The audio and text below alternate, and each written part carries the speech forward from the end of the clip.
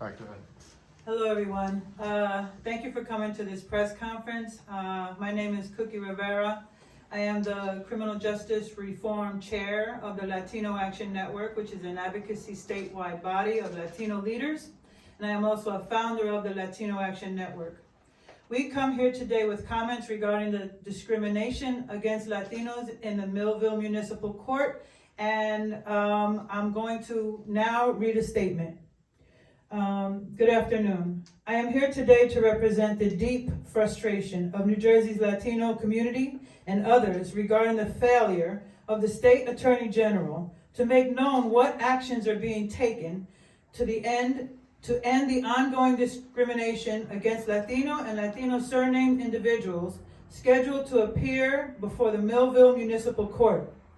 This automatic channeling of Latinos into mandatory personal appearances in court versus offering the option of a virtual appearance online was first identified by Municipal Court Judge Jason Witcher in October of last year and put on the record by him in open court on December 5th. He reiterated his charges on January 11th, claiming his docket was still reflecting inequities 3 months after, I should have looked up. I'm sorry. 3 months after his initial revelations. A statement by the neighboring municipal court administrator, temporarily assigned to the Millville court, confirmed that their scheduling is discriminatory against Latinos. This individual would have much experience with Latinos appearing in court in Bridgeton, which also has a large Latino population. This significant credibility must be given to this testimony.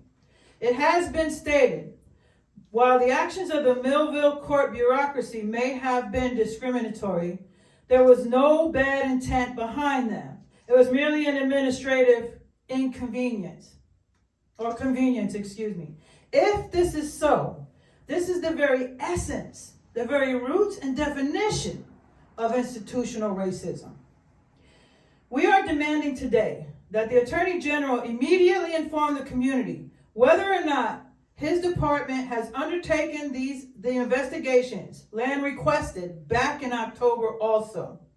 An investigation to the scheduling and an investigation of the retaliation against Judge Jason Witcher, which would seem to be a clear violation of the Whistleblower Act in New Jersey. In addition, we also call on Chief Justice Stuart Rabner to bring in a retired judge to look into the actions of public statements of the Administrative Office of the Courts, AOC, regarding this matter. The AOC initially remarked to the media prematurely at the very beginning of its own investigation that there was no discrimination against Latinos in Millville Court, despite the evidence to the contrary revealed by Judge Witcher. The AOC then doubles down on their initial inappropriate remarks by stating more emphatically in a second statement that there's nothing there.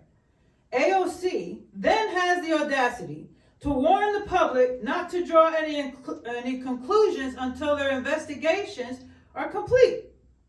We encourage the public to wait until the full investigation has been completed before drawing any conclusions, quote unquote.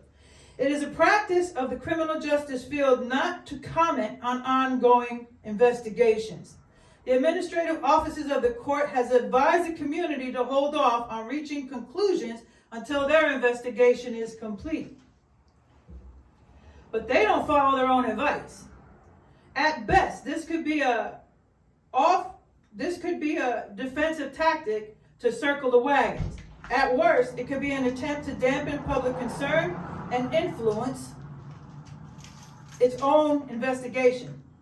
The faith of Millville's and the New Jersey Latino communities in our judicial system has been profoundly shaken by this blatant discrimination, retaliation, and attempted cover-up.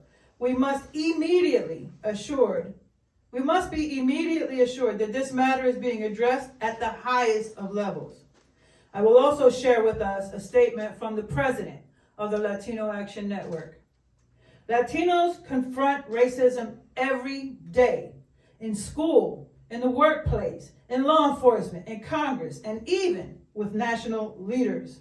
But these injustices cannot be tolerated in our courts, where fairness and justice are the foundation of our system.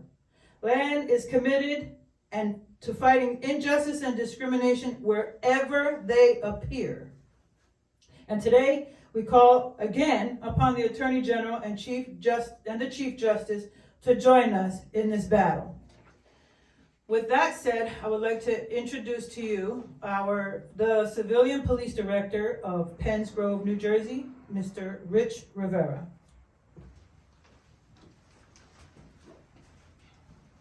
Good afternoon, and thank you for coming to Penns Grove. I'm speaking in a personal capacity, personally as a whistleblower, dealing with police misconduct and police corruption years ago, having faced retaliation myself.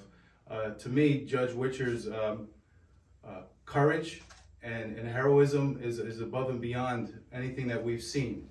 To see what he saw and make the observations he did and say something from the bench really tells us that there's a systemic issue that we're dealing with in the municipal court system that more broadly needs to be looked at. And to say, standing here before you, that he's faced retaliation, that's intolerable. And we really need some answers on this. The investigation into his allegations need to be transparent. We need to get to the bottom of this. Folks, let's keep in mind the court was the second process. Before individuals reached the court system, they were encountering police in Millville. What took place during those encounters? Are there discriminatory practices at that level as well? These are things that we need answers for. We don't tolerate that type of behavior here in Penns Grove. I'm a proud resident of this community. I'm a Latino, I'm an activist, and we stand with Judge Witcher. Thank you.